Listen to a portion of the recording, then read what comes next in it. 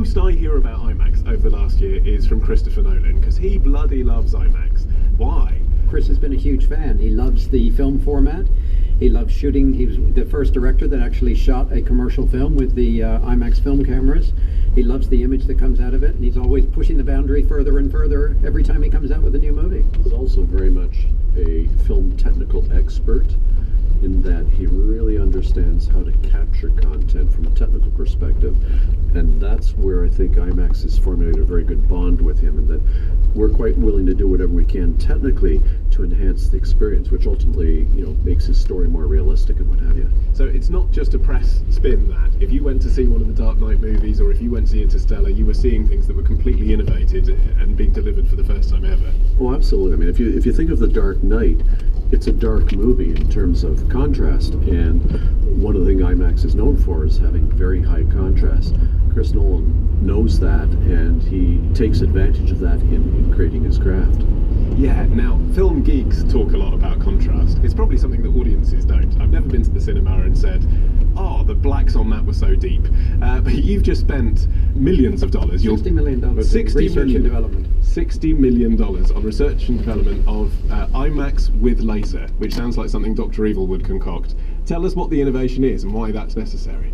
Well, I think contrast is only one part of it. So contrast is a benefit that I do think consumers will see it. If they go see a movie like Gravity, you're going to see, space the way it was intended and the way it is in real life. It's really black. And as a consumer, I think you're going to pick that up. But I think, more importantly, there are other advantages that laser bring to it. So we use 2 laser projectors. We put a huge amount of light on the screen so that when you've got a 3D movie, you can't really tell the difference between, the light on screen for a 2D trailer and a 3D trailer. And that's where I think the industry has had issues in the past with a number of 3D movies. There's not been enough light on screen. Probably the wrong movies have been put into 3D. So I think there's been this stigma associated with 3D for several years in the marketplace. And hopefully, this technology will help overcome that. Now, you were talking about reasons to go out and watch a big event movie. And that's kind of the nub of the issue for all cinema operators, isn't it? The growth of home entertainment, particularly with Netflix and stuff, has been so exponential in the past few years that actually you need a reason to go out. Is that part of the strategy of why we're seeing more and more IMAX screens popping up about the place? Because when I was a kid, it was in the Science Museum. Now it's in Basildon. Well, the good news is consumers are seeing more movies today than at any time in history. They're just seeing it on a huge variety of different platforms, right? So movie going is endemic in the culture. People love movies, they love talking about movies. So that's the good news. The not so good news if you're operating a theater is, yes, a lot of those environments that you can see a movie are in the home. You've got to make the theater going experience that much more special. And I think that's where IMAX comes into play.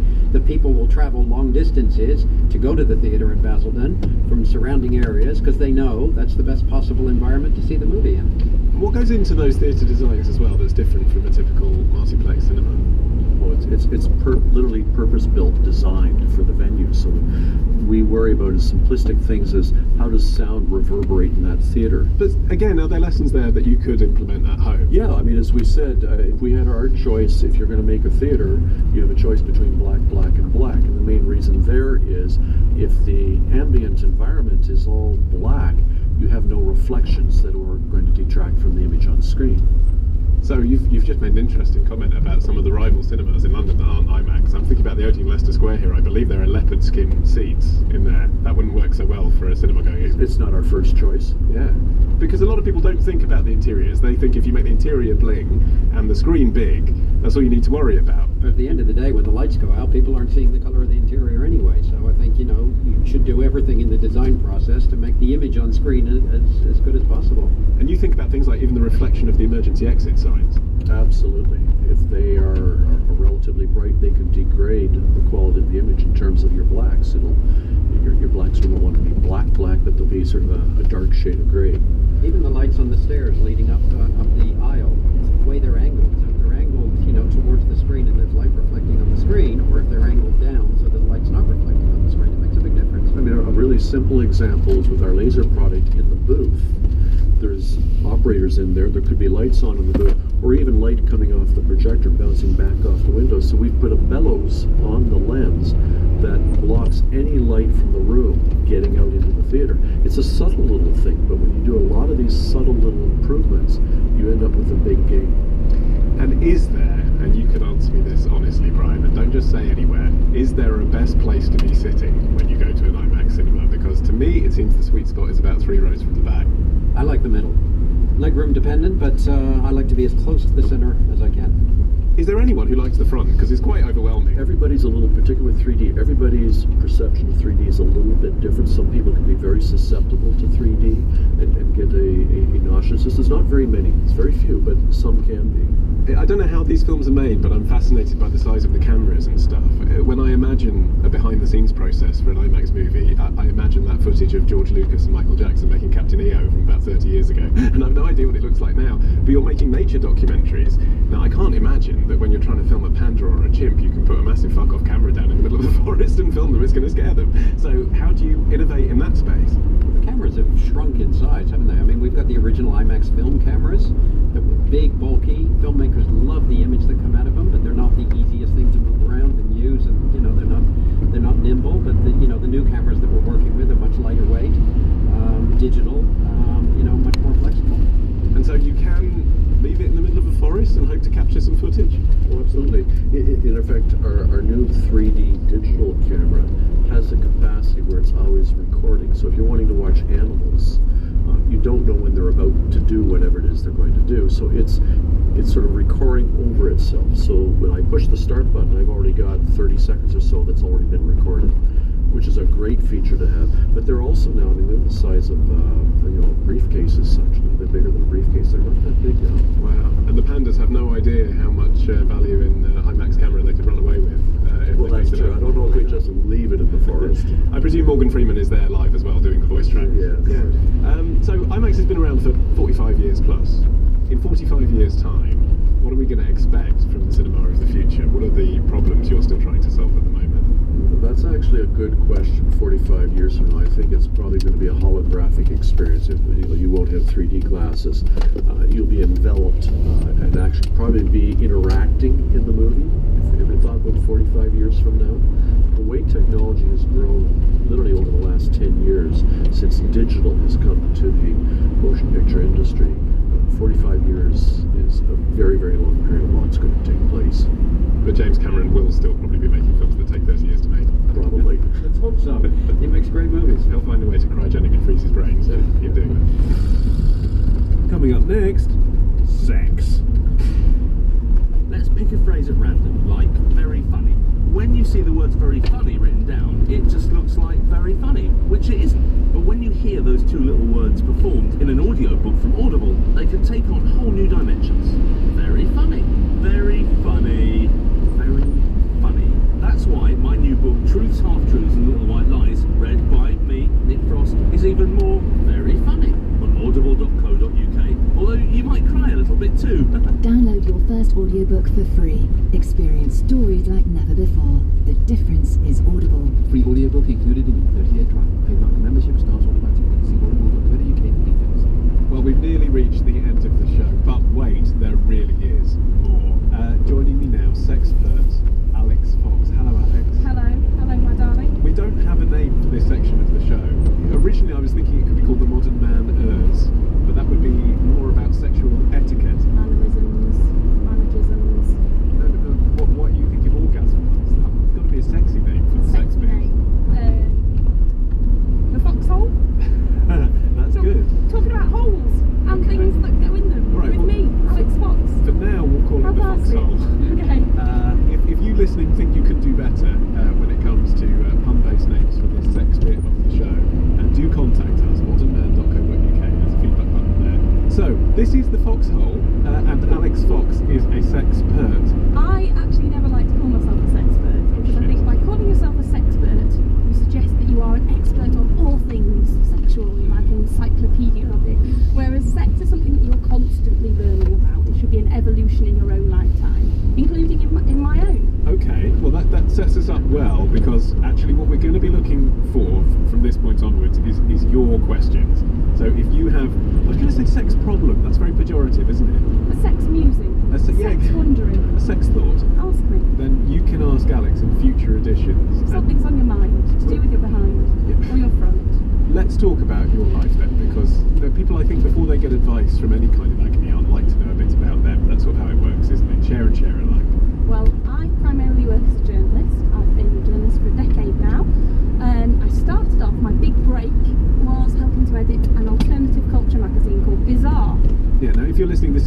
bizarre as in B-I-Z. B-I, Yes. not B-A. I've got a lot of confused calls Not from the posh PRs one. about golf Harper's and carts. Bazaar. Yeah. That's different. Yeah. So I worked at Bazaar. I bet Harper's and Bazaar, by the way, in a strange sort of way, is more sexy than Bazaar. There were some very high-class, glamorous swingers parties that go on that I know are attended by subscribers to Harper's. Yeah. Anyway, alternative lifestyle magazine Bazaar. You were right Yes, for that. I was there for 6 years. We wrote about all sorts of things, crazy body modifications, weird tattoos, unusual religions. We also wrote a heck of a lot about, let's say, fringe sex. And it fell to me to investigate a lot of these fetishes and practices.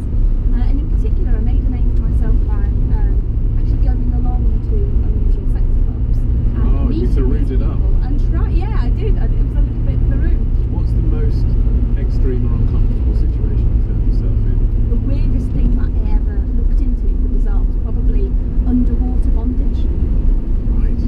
This article involved me dressing up as a mermaid in a costume which bound my legs together in a kind of lurex tail. It was like a shiny, shimmery outfit that had lead weights in it. I was then given a scuba diving kit, taken to the bottom of the swimming pool and tied up by an expert in Japanese rope bondage. The official name for it is shibari, so he was a shibari expert. And then, just to make my already perilous situation even more petrifying, particularly for my mother, who wasn't there, I hasten to add, but she read about it later, and for, indeed, the insurance company involved, I had my air supply taken away from me. So I was completely dependent on the people around me who were doing the timing, looking after me, to give me oxygen when I gave them a signal by nodding my head from side to side, which at that point was the only point of my body that I could move. And you were investigating this. For the people who are into that on a, I was going to say regular basis, I imagine something on that scale, something you could only dip into. But for people who... There's a pun. See, you could do the puns too. The people who do it regularly-ish, where's the thrill? Is that in sublimation and not being in control, or is it for the people who are controlling the mermaid? Both. Right. Underwater bondage is one of the most extreme ways that you can relinquish control entirely to another person. You are literally risking your life. So if you're a submissive person, then the thrill for you is that your very existence is entirely in the hands of somebody else. You have completely relinquished your ability to make choices at that point. And for the person who's doing the tying, the dominant person who's in control, they have literally got somebody's life in the palm of their hands. And it all takes place underwater, so there's that element of surrealism and acting out a fantasy and it being totally and utterly at odds with everyday life. But here's the thing that there isn't. There isn't, as far as I can tell, ejaculation. Is there? No stimulation takes place, no genital stimulation of what many people would associate with being a typical sex act. But a lot of bondage doesn't involve the genitals whatsoever. The pleasure is purely in tying up, restraining of somebody, and the dominating of them. It may involve spanking, flogging, things like that, experimentation with pain and sensation.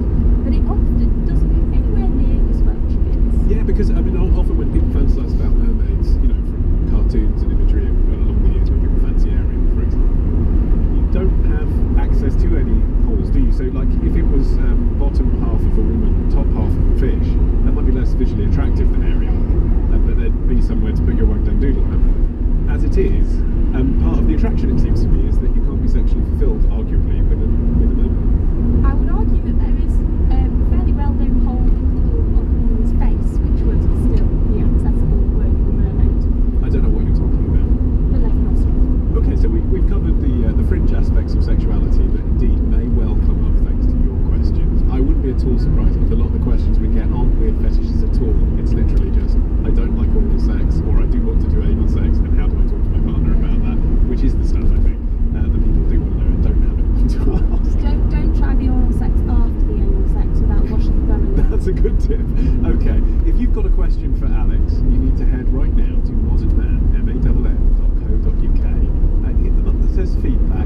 You can enter a web form there, and you can choose whether or not you want to give your email address. You can remain completely confidential if you like, but Alex will be answering your questions on future editions of the show. I will utterly respect the privacy of anybody who contacts us and wishes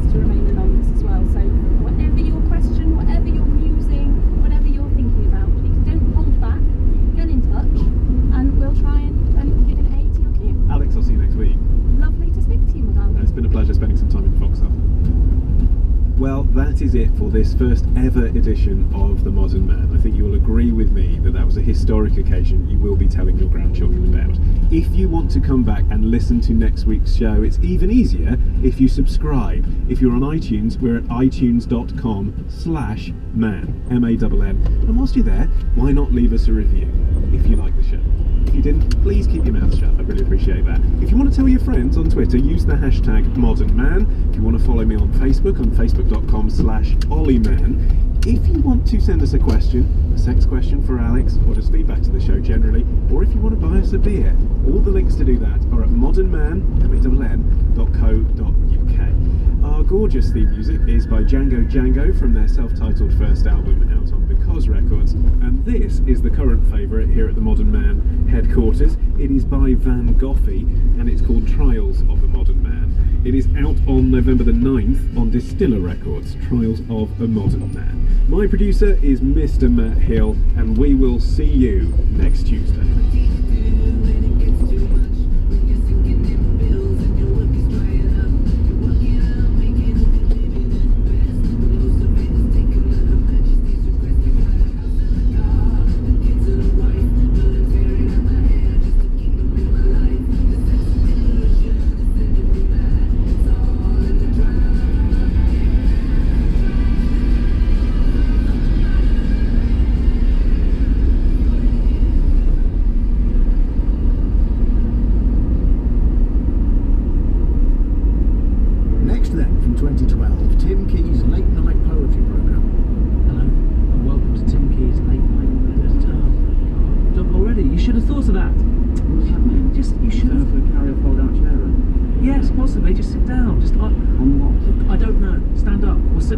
Suitcase. Just do something. God. Oh my God. Honestly. Right. Hello. And welcome to Tim Key's late night poetry programme. Is it called that? Yes, it is. Oh, it feels a bit much having your name in the title. None of your beeswax means in the listings now, so they change it. It is my business if I'm in the show. You're not. No, Which I am. no, you're not in the show. You play your music underneath some of the poems. This guy is called Tom Basden. He is a cog. Welcome to John Humphrey's Today programme. Do you know what I mean? Yes, That's what it sounds like. Yeah, well, alright. Humphreys doesn't have the guy who does the pips trying to get involved and commenting on the stories. Welcome to does he? Hazel Irvin's snooker Yeah, programme. they don't call it that. I know, I'm saying that's good that they well, don't. Can you start tickling your strings, please? Thank you. This evening's poem tackles the thorniest of all issues, the family. It is called The Godfather. Rodney made love to Polly. He had softened her up by baking her mackerel and shallots, and by marrying her. 6 months later, and they were discussing names. Rodney wanted something exotic, like Bailey or Dandelion. Polly liked Robert or Bill or Charles or Ed. Warren came round. He spotted Polly's belly and went mental. He clapped his hands and stamped his feet. "This is massive," he kept saying, rubbing Polly's belly and helping himself to cashews. Suddenly, he bounced up and opened a lager. "I'll be godfather," he announced. Rodney and Polly frowned like fish. What? Well, I'm slipping off the suitcase. Samsonite suitcase. Are you going somewhere nice? Yeah, yes, actually, Devon. Staying with a mate down there. Hang on, your mate or my mate? Well, what's that meant to mean? Well, you know what it means. You tend to just steal my friends. What? Hang on a minute, mate. You need to be very careful about that. You need to be able to back these things up. Okay, you met Rick through me, and now you go to Nando's with him more than I do. No. You met my running partner Lenny through me, and now he's your running partner. You met Jamrag through I me. think someone's jealous that I'm going to Devon. I bloody am. I love Devon. Yes, well, I'm a lucky bunny. Walking on the coast. Mega lash. It's my neck of the woods. Yes. Go on then. When the baby was due, Warren came round more regularly. He brought cakes and offered to wash the garden and to hold Polly's hands. He explained he'd take the lad camping and make sure he got educated and married if Rodney and Polly unfortunately died. Rodney took Warren to the pub.